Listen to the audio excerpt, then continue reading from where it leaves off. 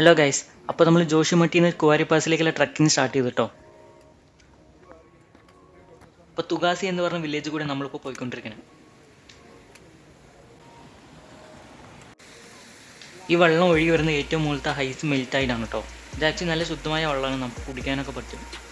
നിങ്ങളിപ്പോൾ കാണുന്നത് ആക്ച്വലി ഒരു റൈസ് മില്ലാണ്, ഞാൻ നിങ്ങൾക്ക് കാണിച്ചു തരാം. നല്ലൊരു സ്മാർട്ട് ടെക്നിക്കാണ് ഇവർ യൂസ് ചെയ്യുന്നത്. അതായത് ഇതിൻ്റെ അടിയിൽ ഒരു ടർബൈൻ പോലത്തെ സാധനം വെച്ചിട്ടുണ്ട്. അപ്പോൾ വെള്ളം ഒഴുകി വരുമ്പോൾ അതിങ്ങനെ കറങ്ങും. അപ്പോൾ അത് കറങ്ങുമ്പോൾ നമുക്ക് മുകളിൽ ഇങ്ങനെ അരി ഇങ്ങനെ പൊടിക്കാൻ പറ്റും. അത്ര പെട്ടെന്നൊന്നും പൊടിച്ച് കിട്ടില്ല, ബട്ട് സ്ലോ ആയിട്ട് നമുക്ക് പൊടിച്ചെടുക്കാൻ പറ്റും.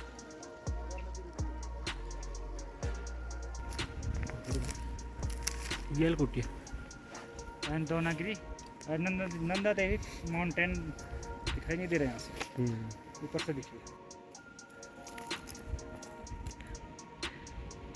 അപ്പോൾ ഗൈസ്, നിങ്ങൾ കുറച്ച് ദൂരം നടന്നപ്പോൾ തന്നെ നല്ല ക്ഷീണിച്ചു. അപ്പോൾ കുറച്ച് നേരം ഇവിടെ നിൽക്കാമെന്ന് വിചാരിച്ചു. പുള്ളിയുണ്ട് നമ്മുടെ ഗൈഡ് സൂരജ് ഭായ്. അച്ഛൻ ഞങ്ങൾ 5 പേര് മാത്രമേ ഉണ്ടായിരുന്നുള്ളൂ, വേറെ ടീമൊന്നും തന്നെ ഉണ്ടായിരുന്നില്ല. ഇൻ കേസ് കുറേ ആൾക്കാരുണ്ടെങ്കിൽ നമുക്ക് 2-3 ഗൈഡൊക്കെ ഉണ്ടാവും. ഈ കാണുന്നുണ്ടോ, ഇതെനിക്ക് തോന്നുന്നു ക്യാബേജാന്ന് തോന്നുന്നു. ഇവിടുത്തെ വില്ലേജിലെ ആൾക്കാർക്ക് ആവശ്യമുള്ള സാധനങ്ങൾക്ക് ഓൾമോസ്റ്റ് ഇവർ തന്നെ കൃഷി ചെയ്ത് ഉണ്ടാക്കുന്നുണ്ട്. നമുക്ക് ഈ വില്ലേജിലൂടെ വേണം മുകളിലേക്ക് കയറാൻ.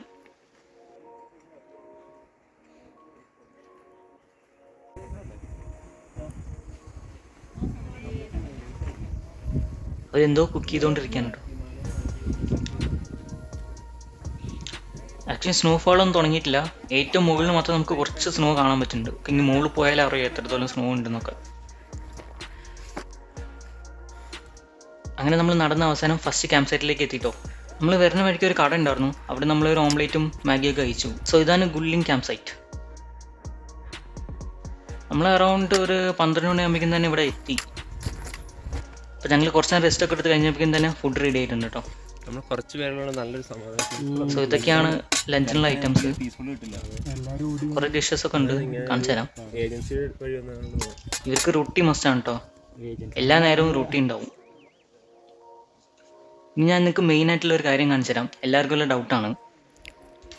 സോ ഈ കാണുന്ന കുഞ്ഞ ടെൻ്റാണ് നമ്മുടെ ടോയ്ലറ്റ്. ഇതൊരു ഡ്രൈ ടോയ്ലറ്റ് ആണ്, അതായത് വെള്ളമൊന്നും ഉണ്ടാവില്ല. നമ്മൾ ടോയ്ലറ്റ് പേപ്പർ യൂസ് ചെയ്തിട്ട് വേണം തുടയ്ക്കാനൊക്കെ. ഇതിനകത്തൊരു കുഴി കുഴിച്ചിട്ടുണ്ടാവും, കാര്യം കഴിഞ്ഞും കുറച്ച് മണ്ണിടുക, എന്നിട്ട് തിരിച്ചു വരിക, ഇത്രേ ഉള്ളൂ. ഇനി നമുക്ക് ഇവിടെ കുറച്ച് നേരം കറങ്ങി നോക്കാം. ഇതാണ് നമ്മുടെ ടെൻസ്, ഇതിനകത്താണ് നമ്മൾ ഇന്ന് സ്റ്റേ ചെയ്യാൻ പോകുന്നത്.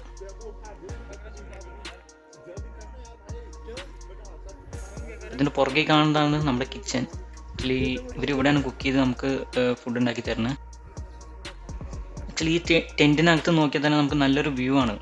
മോർണിംഗ് നമ്മൾ എണീറ്റ് വരുമ്പോൾ തന്നെ നമുക്ക് അടിപൊളി വ്യൂ ഒക്കെ കണ്ടിട്ട് എണീക്കാൻ പറ്റും.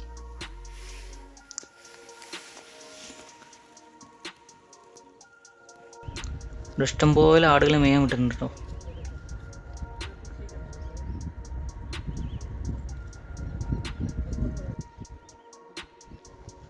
കുറച്ച് നേരം സൺസെറ്റ് ഒക്കെ ഉണ്ട്, അവിടെ ഇങ്ങനെ നിന്നു.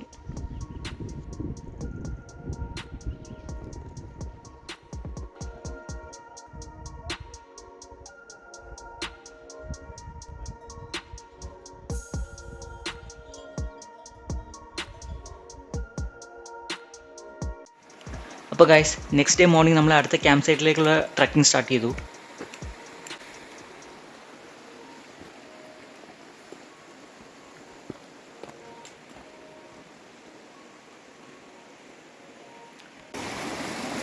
പോണ വഴിക്ക് ഇതേപോലെ വെള്ളം ഐസായതൊക്കെ കാണാം കേട്ടോ.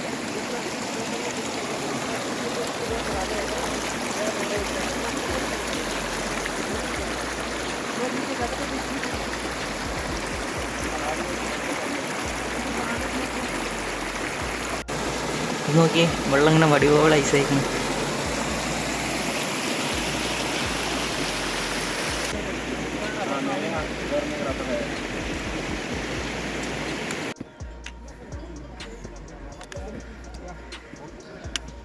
ഇതും ഒരു ക്യാമ്പ് സൈറ്റാണ്. ഇത് നമ്മുടെ ക്യാമ്പ് സൈറ്റിൽ നിന്ന് കുറച്ച് ദൂരമേ ഉള്ളൂ.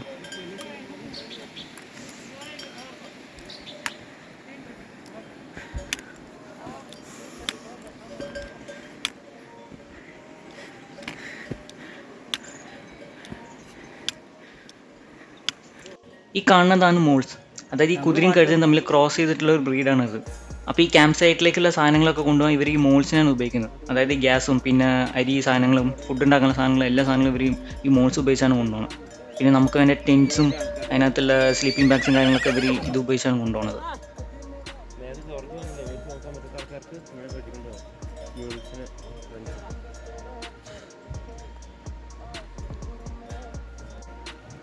ബാക്ക്ഗ്രൗണ്ട് അപ്പോൾ ഗൈസ് നമ്മൾ ഈ 5 പേര് മാത്രമേ കേട്ടോ ഈ ബാച്ചിലുള്ളൂ. അതോ നമുക്ക് തിരക്കൊന്നുമില്ല, നല്ല പീസ്ഫുൾ ആയിട്ട് പോകാൻ പറ്റി. ഈ കുതിരയ്ക്ക് കളിച്ചേക്കും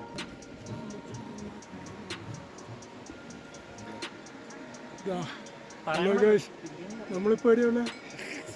ബിൽഡിംഗ് 3000 ഫീറ്റ് മുകളിൽ. 3000 നമ്മളിപ്പോൾ 10,000 ഫീറ്റാണ്. ഇവിടുത്തെ beautiful view. House the Josh. അപ്പോൾ ഞങ്ങൾ കുറച്ച് നേരം അവിടെ റെസ്റ്റ് എടുത്തിട്ട് പിന്നെയും ട്രക്കിംഗ് സ്റ്റാർട്ട് ചെയ്തു.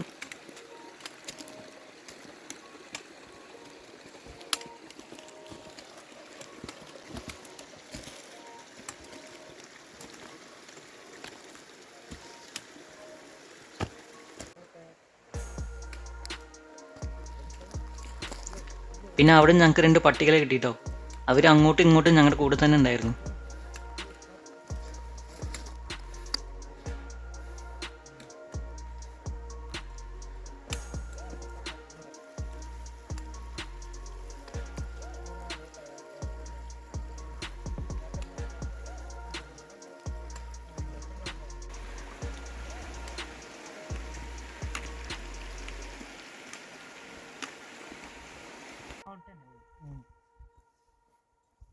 चलो फिर आपका ये भी हो रहा पहुंचने वाले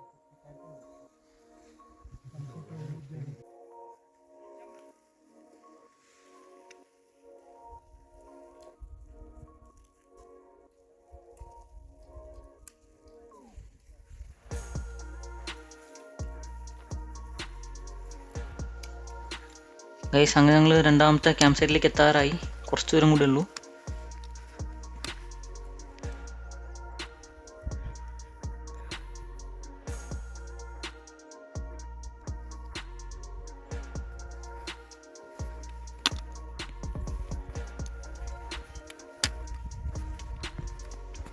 അപ്പോൾ ദേ കാണുന്നതാണ് നമ്മുടെ രണ്ടാമത്തെ ക്യാമ്പ് സൈറ്റ്. എന്തായാലും നമുക്ക് ബാഗൊക്കെ വെച്ചിട്ട് വരാം. അപ്പോൾ ഈ ക്യാമ്പ് സൈറ്റിൻ്റെ പേരാണ് കുലാര ക്യാമ്പ് സൈറ്റ്. നമ്മൾ ഫസ്റ്റ് ദിവസം നിന്ന് ക്യാമ്പ് സൈറ്റ് പോലല്ല, ഇവിടെ നല്ല തണുപ്പുണ്ട്, കുറച്ചുകൂടി തണുപ്പ് കൂടി. സോ ഫസ്റ്റ് ഡേ നമുക്ക് നൈറ്റ് ആക്ച്വലി -1 ഒക്കെ ഉണ്ടായിരുന്നുള്ളൂ. പക്ഷേ ഇവിടെ രണ്ടാമത്തെ ക്യാമ്പ് സൈറ്റിൽ -10 വരെ പോയിട്ടോ. നല്ല തണുപ്പായിരുന്നു, പുറത്തേക്ക് ഇറങ്ങാൻ പറ്റുന്നുണ്ടായിരുന്നില്ല രാത്രി, അത്രയും തണുപ്പായിരുന്നു.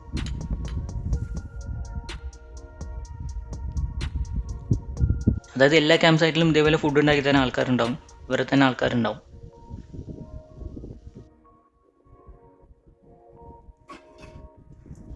ഇവിടെ നല്ല പൊരിഞ്ഞ ക്രിക്കറ്റ് മാച്ച് നടന്നുകൊണ്ടിരിക്കുകയാണ് കേട്ടോ. ഫസ്റ്റ് ക്യാമ്പ് സൈറ്റിൽ നമുക്ക് പിന്നെ ചെറുതായിട്ട് നെറ്റ്വർക്കൊക്കെ ഉണ്ടായിരുന്നു. പക്ഷേ രണ്ടാമത്തെ ക്യാമ്പ് സൈറ്റിൽ നമുക്ക് തീരെ നെറ്റ്വർക്ക് ഉണ്ടായിരുന്നില്ല, ഒന്നും ഉണ്ടായിരുന്നില്ല. സോ നമുക്ക് ഫോൺ യൂസ് ചെയ്യാൻ പറ്റില്ല, ഒന്നും ചെയ്യാൻ പറ്റില്ല, ലൈറ്റും ഇല്ല. സോ ഇങ്ങനെ നമ്മളിങ്ങനെ സംസാരിച്ചിരുന്നു. പിന്നെ കുറച്ച് നേരം നമ്മൾ കാർഡ്സൊക്കെ കളിച്ചുകൊണ്ട് ഇങ്ങനെ ഇരുന്നു. അപ്പോൾ നമ്മൾ രാത്രി ഒരു 6 മണിയാകുമ്പോൾ തന്നെ ഡിന്നർ കഴിച്ച് കടന്നു കേട്ടോ. കടന്നു, പക്ഷെ ഉറക്കൊന്നും വന്നില്ല, ഞങ്ങളിങ്ങനെ സംസാരിച്ചിരിക്കുകയായിരുന്നു. ഇവിടുന്ന് രാത്രി സ്കൈ നല്ല ക്ലിയർ ആയിട്ട് കാണാം കേട്ടോ. അതായത് ഇവിടെ ലൈറ്റ് പൊല്യൂഷനും ഇല്ലാത്തതുകൊണ്ട് സ്റ്റാർസൊക്കെ നമുക്ക് നല്ല ക്ലിയർ ആയിട്ട് കാണാൻ പറ്റും. 2-3 നൈറ്റ് ഇമേജസ് ഞാൻ ഇതിൽ ഇൻക്ലൂഡ് ചെയ്യാം. വീഡിയോയ്ക്ക് അത്ര ക്ലാരിറ്റി ഇല്ലാത്തതുകൊണ്ടാണ് കേട്ടോ ഞാൻ ഇമേജ് വെക്കുന്നത്.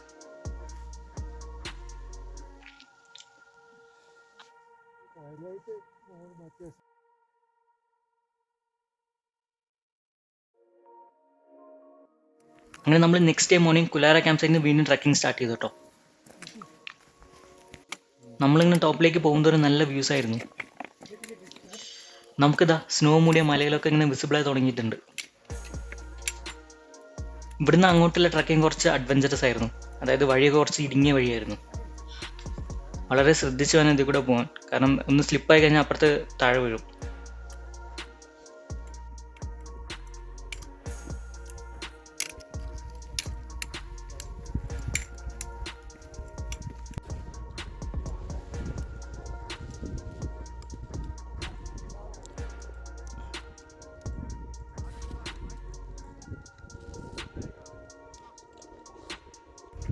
പിന്നെ നമ്മൾ സ്നോ കൂടെ നടക്കുമ്പോൾ ശ്രദ്ധിക്കണം, നല്ല സ്ലിപ്പറി ആയിരിക്കും സ്നോ കൂടെ നമുക്ക് നടക്കാൻ പറ്റില്ല. ഭയങ്കര പ്രാക്ടീസ് ഉള്ളവർക്ക് മാത്രമേ അതുകൂടെ നടക്കാൻ പറ്റുള്ളൂ. നമ്മുടെ കയ്യിൽ പിന്നെ ട്രക്കിംഗ് പോളുള്ളതുകൊണ്ട് പിന്നെ കുറച്ച് മാനേജ് ചെയ്ത് നടന്നു. ഇങ്ങോട്ട് എത്തിയപ്പോഴേക്കും കുറച്ച് തിരക്ക് കൂടി. വേറെ ടീമിലത്തെ ആൾക്കാരൊക്കെ നമ്മൾ കുറച്ച് പരിചയപ്പെട്ടു.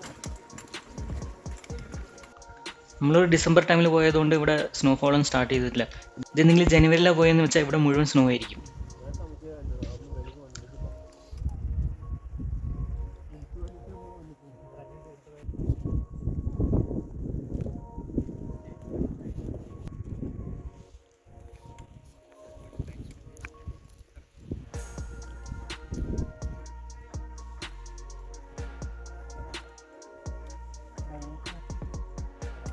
അപ്പോൾ ഗൈസ് അറ്റത്ത് കാണുന്നതാണ് കേട്ടോ കുവാരി പാസ്.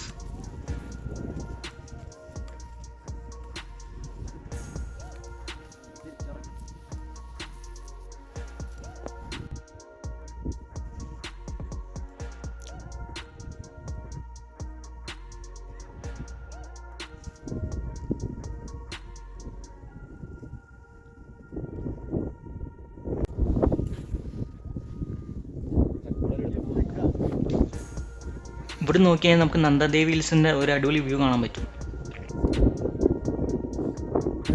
ഇതേ കണ്ടോ, അവിടെ ഒരു ടീം ഇന്ത്യൻ ഫ്ലാഗും പിടിച്ച് നിൽക്കണേ. അപ്പോൾ ഗൈസ് നമ്മൾ സക്സസ്ഫുൾ ആയിട്ട് കുവാരി പാസ് ട്രക്ക് കംപ്ലീറ്റ് ചെയ്തു. അപ്പോൾ ഞങ്ങൾ ഇന്ന് തന്നെ താഴത്തേക്ക് ഇറങ്ങും ഫുള്ളായിട്ട്. സാധാരണ എല്ലാവരും കുവാരി പാസ് കഴിഞ്ഞ് നമ്മുടെ കൊലാര ക്യാമ്പ് സൈറ്റിൽ സ്റ്റേ ചെയ്ത് പിറ്റേ ദിവസമായിരിക്കും താഴത്തേക്ക് ഇറങ്ങുക.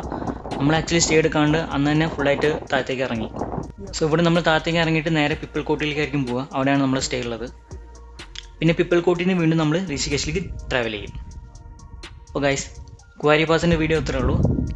അപ്പോൾ ഇനി ഋഷികേശിലെ കാഴ്ചകൾ ഞാൻ നെക്സ്റ്റ് വീഡിയോയിൽ ഇടാം. Thank you.